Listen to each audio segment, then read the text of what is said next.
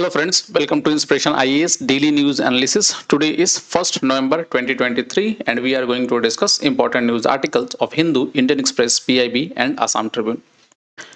So before starting एक छोटा सा इंफॉर्मेशंस उन बच्चों के लिए जो इस बार के APSC 2022 के इंटरव्यू में अपीयर होने वाले हैं.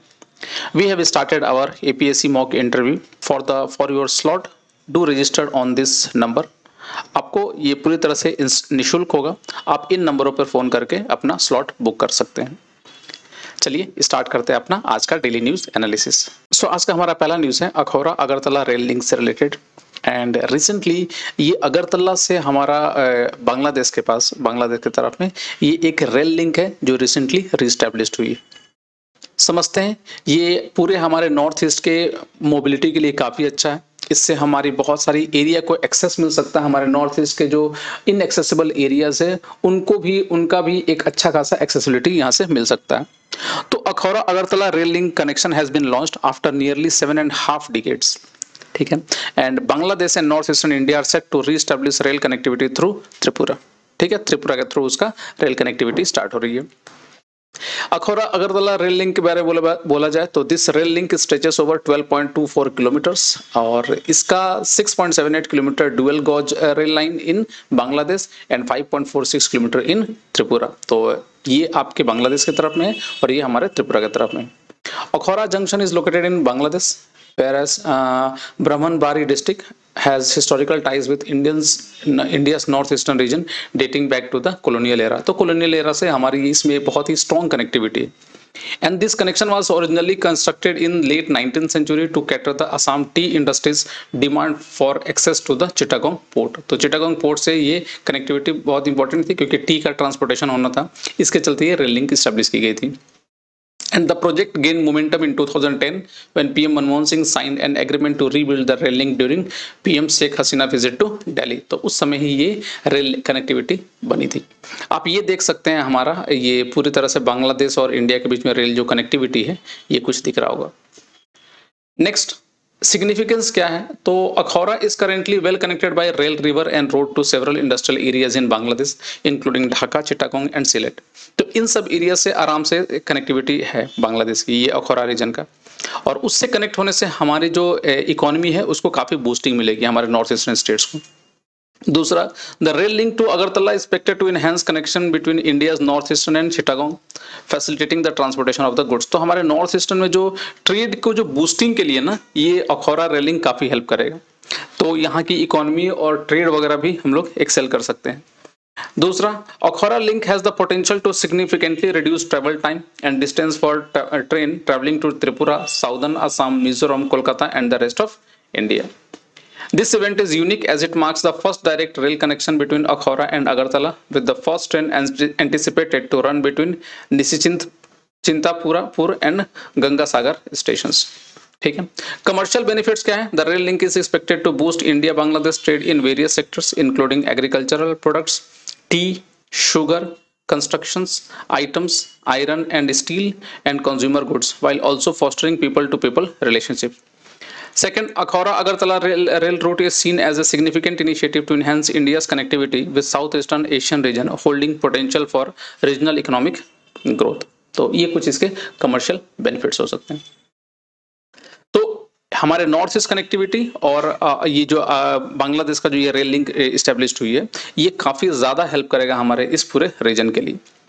चलिए आगे बढ़ते हैं. नेक्स्ट अपना जो न्यूज़ है वो जियो स्पेस फाइबर से related. And India's first gigabit satellite connectivity has been started with the Jio space fiber. क्या है समझते हैं थोड़ा. न्यूज़ ये है कि Reliance Jio has successfully demonstrated Jio space fiber, India's first satellite based gigabit internet service at the India's mobile congress. Mobile congress ये एक तरह से फेयर लगता है यहाँ पर इंटरनेट कनेक्टिविटी और बाकी सारी चीज़ों का मोबाइल का.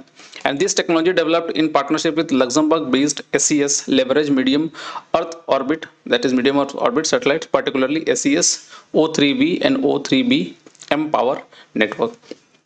दूसरा, it is different from Elon Musk Starlink. कैसे?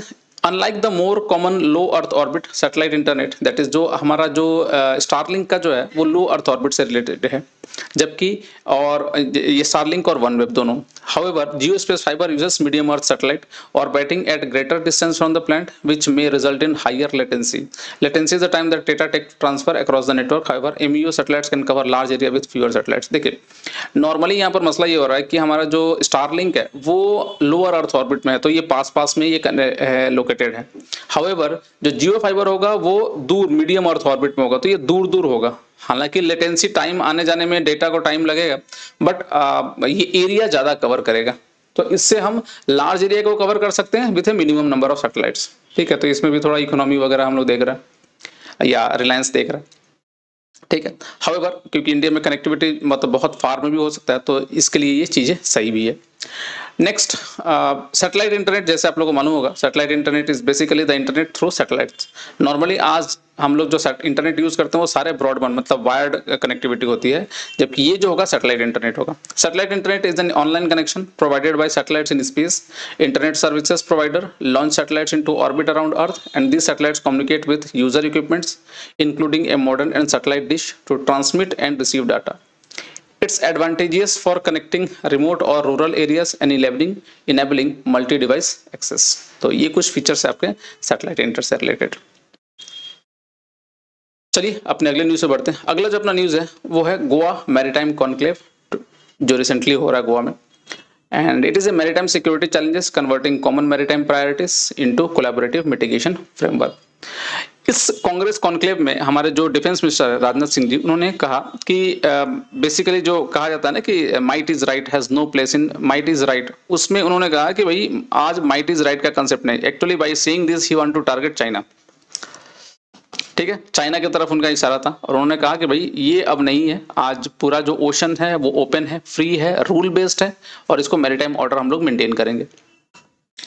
थोड़ा समझ लेते हैं गोवा मैरीटाइम कॉन्क्लेव के बारे में। तो Goa maritime conclave is the Indian navy's outreach initiative providing a multinational platform to harness the collective wisdom of practitioners of maritime security and the academia towards gardening outcome oriented maritime thoughts.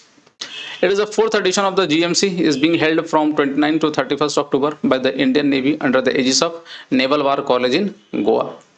And at the GMC 23, Admiral R. Hari Kumar, Chief of the Naval Staff, would be hosting Chief of Navy's Head of Maritime Forces, senior representative from 12 Indian Oceans, Indian Ocean Littoral Zone, and this include आपके बांग्लादेश है, Comoros है, Indonesia, Madagascar, Malaysia, Mauritius, Myanmar, Seychelles, Singapore, Sri Lanka and Thailand. तो ये सब countries है जो इस 12 Indian ocean literal Jones में आते हैं। The defence minister of India will be the chief guest and will deliver the keynote addresses, and the theme of this year edition of GMC is maritime security is the Indian Ocean region converting common maritime priorities into collaborative mitigation framework. तो ये कुछ provisions थे इस conclave के। Next significance क्या है? It emits growing concern about China. Obviously was China target था यहाँ पर, expanding its footprint in the Indian Ocean region in the recent times. The aim of the forum is to find regional solutions to regional problems. While there are larger constructs such as the Indian Ocean Naval Symposiums, BIMSTEC, sometimes at larger construct, it will difficult to reach a consensus.